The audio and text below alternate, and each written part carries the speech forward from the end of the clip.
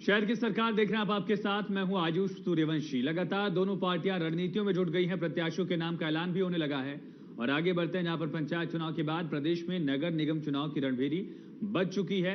राजनीतिक दल action mode में आ चुके हैं। बैठकों का दौर जारी है। नेताजी वार पलटवार में कोई कोर कसर नहीं छोड़ना चाहते। शहरों के इसी महासंग्राम पर इंडिया न्यूज का एक खास कार्यक्रम शहर की सरकार लेकर हाजिर हूं मैं और स्वागत है आपका निगम चुनाव पर हमारी इस खास पेशकश में।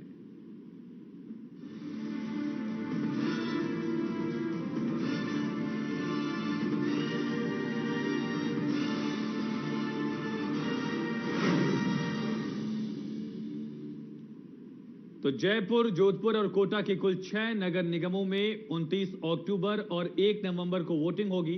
काउंटिंग 3 नवंबर को होने वाली है। महापौर और उप महापौर का चुनाव 10 और 11 नवंबर को होगा।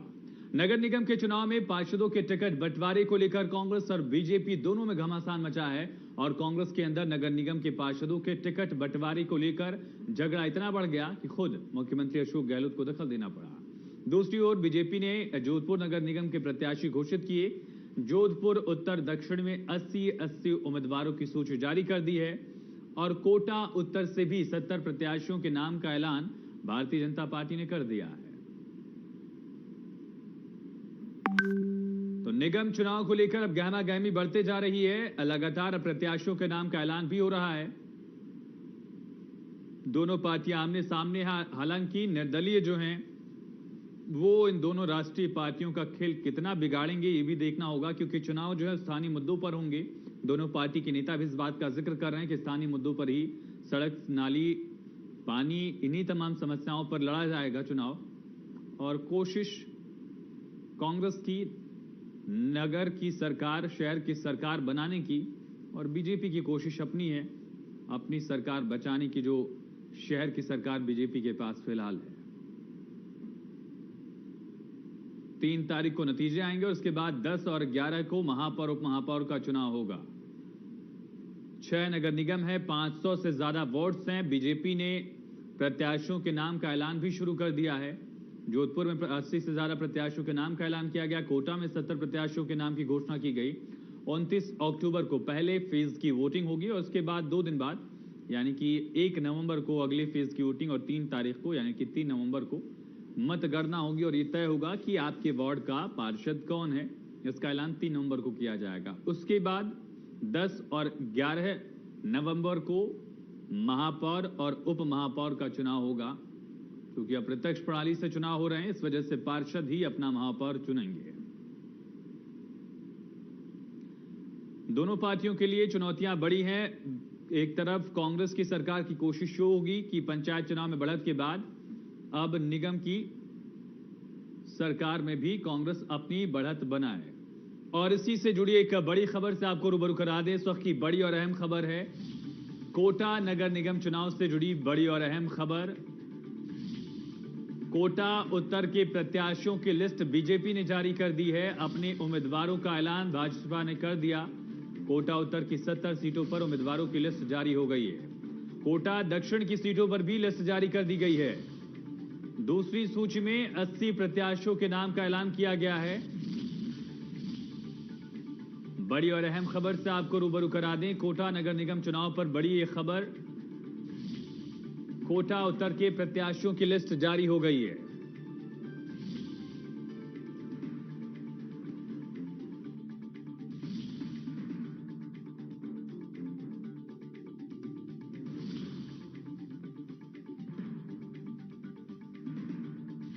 सूची में 80 प्रत्याशियों के नाम का ऐलान किया गया है। भारतीय जनता पार्टी ने 70 प्रत्याशियों का नाम कोटा उत्तर से इसका ऐलान किया और बाकी बची 80 सीटों पर भी ऐलान किया गया है। लगातार प्रत्याशियों के नाम का ऐलान भी हो रहा है। कल नामांकन का आखिरी दिन भी एक तरफ और उससे पहले प्रत्याशियों के नाम का ऐलान, उसके बाद चुनावी रण और तेज हो जाएगा। कोटा दक्षिण की सीटों पर भी लिस्ट जारी कर दी गई है भाजपा की तरफ से।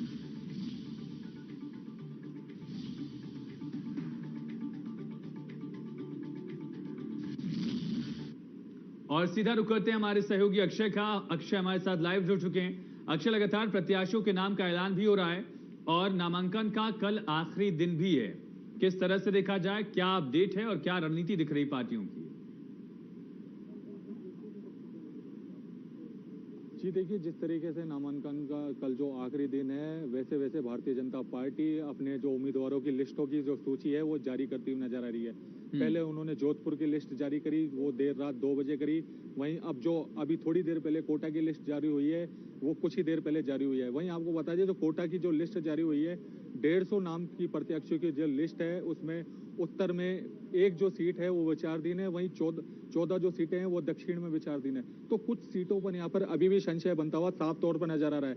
उन सीटों पर इसलिए संशय बन रहा है क्योंकि वहाँ पर कई जो दमदार उम्मीदवार है वो अपना अपना जो अप्रोच है वो यहाँ पर बड़े नेताओं के सामने लगाते हुए नजर आ रहे हैं, जिसके चलते वो सीटें अभी भी संशय में बनी हुई है। जी बिल्कुल हेमंत। अक्षय, चूंकि अप्रत्यक्ष प्रणाली से चुनाव है, इसलिए महापौर के दावेदारों को किस तरह से देखा जा रहा है? जी देखिए, अभी महापौर के दावेदारों को नहीं देख सकते, लेकिन पहले अभी जो देखना होगा वो नगर निगम पार्षदों के चुनाव को देखना होगा। 29 तारीख को पहला चुनाव होगा, नगर निगम के चुनाव होंगे पार्षदों के, और दूसरा जो ग्रेटर का चुनाव होगा वो 1 नवंबर को होगा। तो जो आज जो प्रत्याशियों की लिस्ट जारी हुई है वो आज से ही अपनी अपनी तैयारियां शुरू कर देंगे, क्योंकि कल नामांकन का आखिरी दिन है। तो सभी जो प्रत्याशी है उनको अपनी अपनी तैयारियां शुरू कर देनी चाहिए, क्योंकि उनका लिस्ट में नाम आ चुका है। जो विचाराधीन है उनके ऊपर अभी संशय बना हुआ है, तो देखने वाली बात होगी कि आखिर कब तक उनके भी नाम यहाँ पर सामने आ जाएंगे। जो कुछ सीटें हैं जो अभी तक उनको प्रत्याशियों को नहीं बताया गया है कि उनका नाम है, लेकिन वो विचाराधीन जो प्रत्याशी है उनके ऊपर वार्ड है, उनके ऊपर अभी यहाँ पे सहमति बनती हुई कुछ ही देर में नजर आती हुई दिखेगी। जी बिल्कुल हेमंत। इसके साथ साथ अक्षय, कांग्रेस की रणनीति क्या दिख रही है और चुनौतियां कांग्रेस के सामने कितनी ज्यादा हैं? क्योंकि एक तरफ पंचायत चुनाव में कांग्रेस को बढ़त मिली, लेकिन नगर की सरकार में भी खुद को पार्टी को साबित करना है। मुख्यमंत्री अशोक गहलोत का चेहरा आगे रखकर कांग्रेस चुनाव के रण में उतर रही है, एक बड़ी चुनौती भी दिख रही है। आयुष ठीक है। अक्षय, आप तक आवाज पहुंच रही हमारी? जी बिल्कुल बताइए। हाँ अक्षय, मेरा सवाल ये था कि कांग्रेस के सामने चुनौती कितनी बड़ी है? एक तरफ पंचायत चुनाव में कांग्रेस के पास बढ़त का जो माइलेज है, मोरल कार्यकर्ताओं का आगे बढ़ा हुआ है, लेकिन नगर की सरकार में, शहर की सरकार में भी कांग्रेस को खुद को साबित करना है। कितना बड़ा टैकल इसे कांग्रेस पार्टी देख रही है? उसके लिए काउंटर रणनीति क्या बना रही है?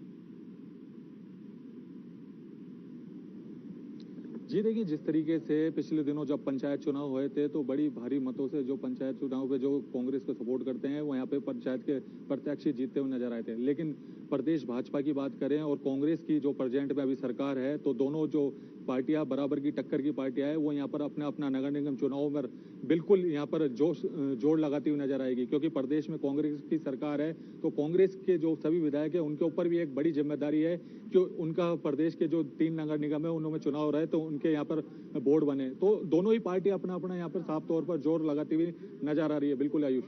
अक्षय, बीजेपी के लिए जयपुर की जीत को बरकरार रखना कितना बड़ा उनके लिए एक चुनौती है? क्योंकि प्रदेश में सत्ता से बीजेपी जा चुकी है, शहरी वोटर जिसका रुझान बीजेपी अपने ओर होने का दावा हमेशा से करती रही है, वहां पर कितनी ज्यादा चुनौतियां हैं बीजेपी के लिए? हालांकि सरकार को जयपुर में भी अपनी जीत दिखानी होगी, लिटमस टेस्ट जैसा सरकार के लिए भी है, लेकिन बीजेपी के लिए भी चुनौतियां कम नहीं दिख रही।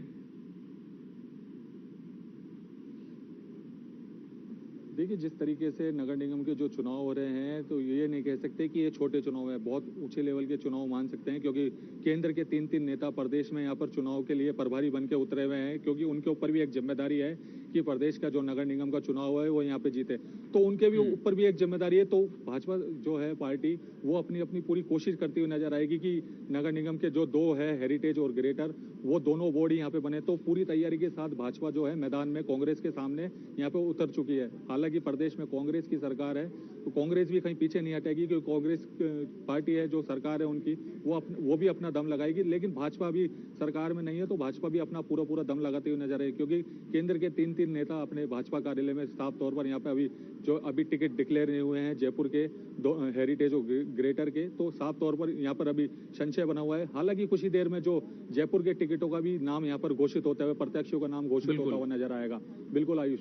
चलिए, बड़े नेताओं की साख का सवाल भी है। तमाम जानकारी के लिए अक्षय आपका बहुत शुक्रिया। दिग्गज नेता भी दोनों पार्टियों के अपनी पार्टी के प्रत्याशियों को और ज्यादा मजबूत करने में डटे हुए हैं। आगे बढ़ते हैं। जयपुर में आगामी नगर निगम चुनाव में टिकट वितरण पर नाराजगी को लेकर पीसीसी चीफ गोविंद सिंह डोटासरा ने बड़ा बयान दिया। कहा कि नेताओं और कार्यकर्ताओं से मुलाकात करना ही एकमात्र तरीका है। संगठन का काम कार्यकर्ता की बात सुनना है। संगठन को छोटे कार्यकर्ताओं की भी सुननी चाहिए। जो सबको साथ लेकर चलता है वही जीतता है।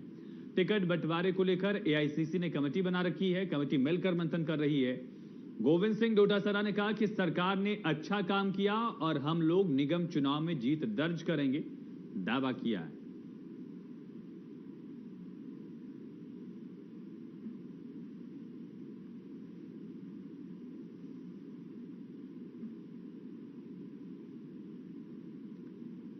पीसीसी चीफ एक छोटा सा कार्यकर्ता भी पार्टी के लिए दिन रात मेहनत करके वो हमको विधायक बनाता है, हमको पार्षद बनाता है, हमको एमपी बनाता है, हमारी सरकार बनाता है, तो उसकी भावनाओं की कदर होनी चाहिए। अगर वो जीतने वाला व्यक्ति है तो उसको टिकट मिलना चाहिए। अखिल भारतीय कांग्रेस कमेटी ने एक 5 सदस्यीय कमेटी बना रखी है, जिसमें एआईसीसी से हमारे सेक्रेटरी कोऑर्डिनेटर के रूप में आए हुए हैं और इंचार्ज मिनिस्टर उस जिले का और जिला अध्यक्ष निवर्तमान, एमएलए कैंडिडेट, एमपी कैंडिडेट, ये सब लोग मिलकर के 3-4 दिन से मंथन कर रहे हैं और इस मंथन में अमृत निकलेगा और हम लोग इन नगर निगम चुनाव में जीतेंगे, क्योंकि 2 साल से हमारी सरकार ने बहुत अच्छा काम किया है। चाहे नगर निकाय में काम किया हो, चाहे किसान के लिए, चाहे बेरोजगारों के लिए, चाहे बिजली में, पानी में, सड़क में और विशेष रूप से कोरोना के संक्रमण को रोकने में भी बहुत अच्छा काम किया है। भारतीय जनता पार्टी ने आज तक जो भी नगर, चाहे जयपुर हो, कोटा हो, चाहे जोधपुर हो, उनकी जब भी सत्ता रही है उन्होंने कोई किसी तरीके का काम शहरों के अंदर नहीं किया। और जिस प्रकार से कोरोना काल में, चाहे आप जयपुर में नेशनल लेवल के ऊपर रामगंज को लेकर के चर्चा हो गई थी कोरोना में, लेकिन उसको भी भारतीय जनता पार्टी के लोग धर्म के आधार पर बांट करके देखने लगे थे। आज खुद प्रधानमंत्री ये कह रहा है कि राजस्थान की सरकार कोरोना में बहुत बेहतर काम। वहीं नगर निगम चुनाव को लेकर बीजेपी मुख्यालय में गहमा गहमी के बीच उम्मीदवारों की सूची जारी की गई। जोधपुर उत्तर और जोधपुर दक्षिण में उम्मीदवार घोषित किए गए।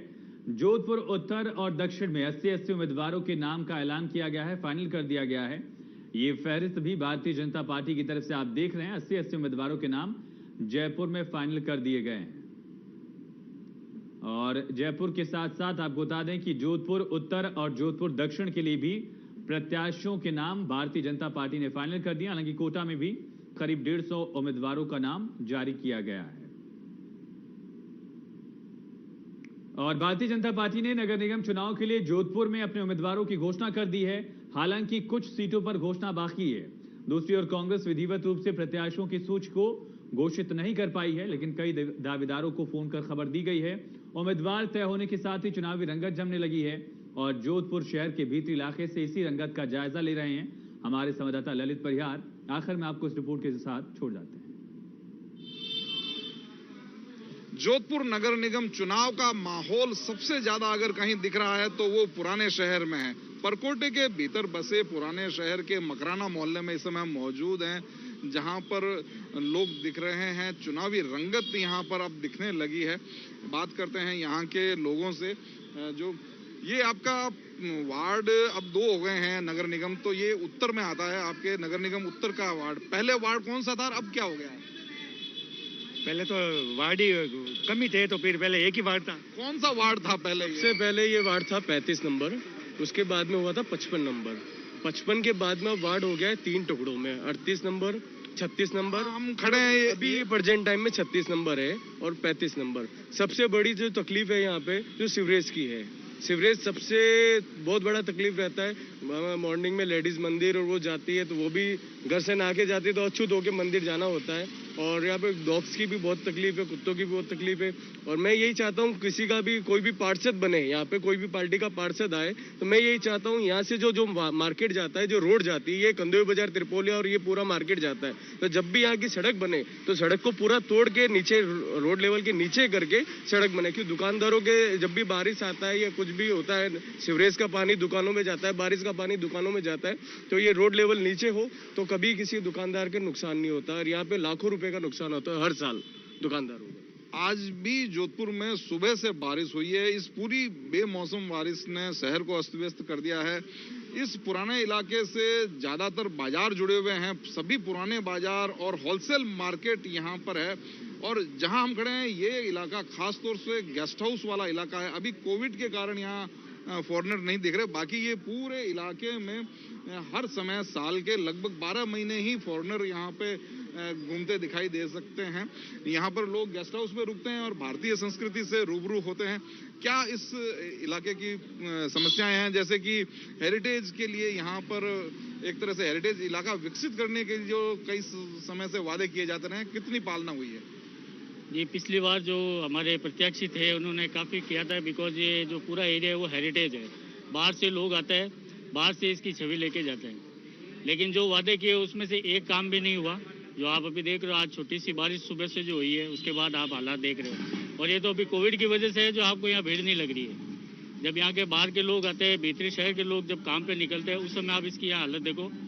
तो जो भी है, मेरा तो यही कहना है कि जो भी अब आए प्रत्याशी, जो भी मेजोरिटी से पास हो, वो यहाँ की समस्याओं को लेके, हेरिटेज को लेके काम करें। ज़्यादा तो यहाँ पे सर गंदगी की समस्या बहुत है, गंदगी बहुत ज़्यादा रहती है और आने वाले विदेशी टूरिज्म उनको गंदगी का सामना करना पड़ता है।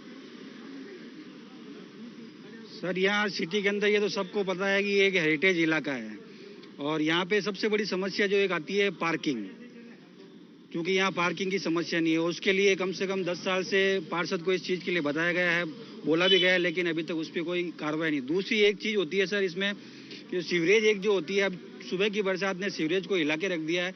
आने जाने वाले लोगों को सबसे बड़ी परेशानी इस शहर के अंदर यही चीज़ होती है, पार्किंग और सीवरेज। सीवर ओवरफ्लो करने लगे हैं। सुबह से जो बारिश हुई है लगातार रुक रुक के सीवर ओवरफ्लो करने लगे हैं और ये हर बारिश में समस्या होती है। और क्या समस्या है?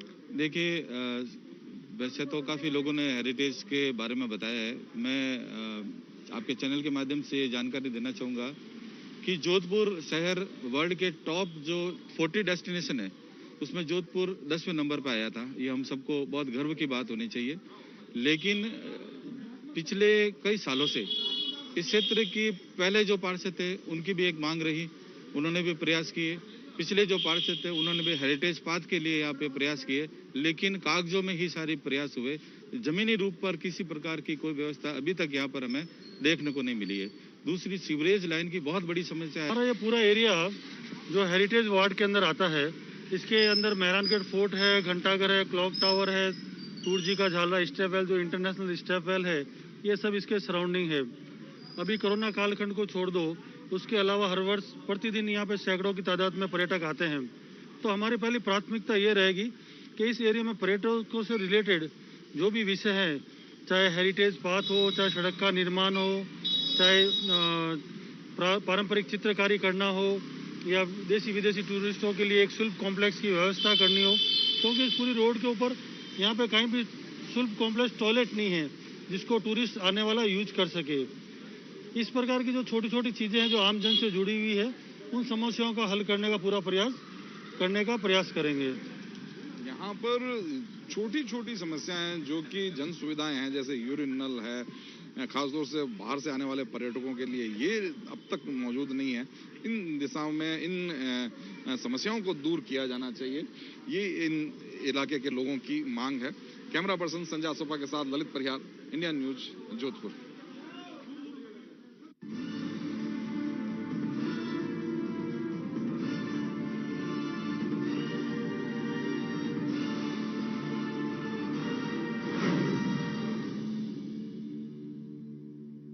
एक्सेल 100 तूने कब ली? नई टीवीएस एक्सेल 100 ETFI टेक्नोलॉजी के साथ सुपर माइलेज, ऑफ ऑन एक ही बटन से, वो भी बिना कोई आवाज किए। Thank you.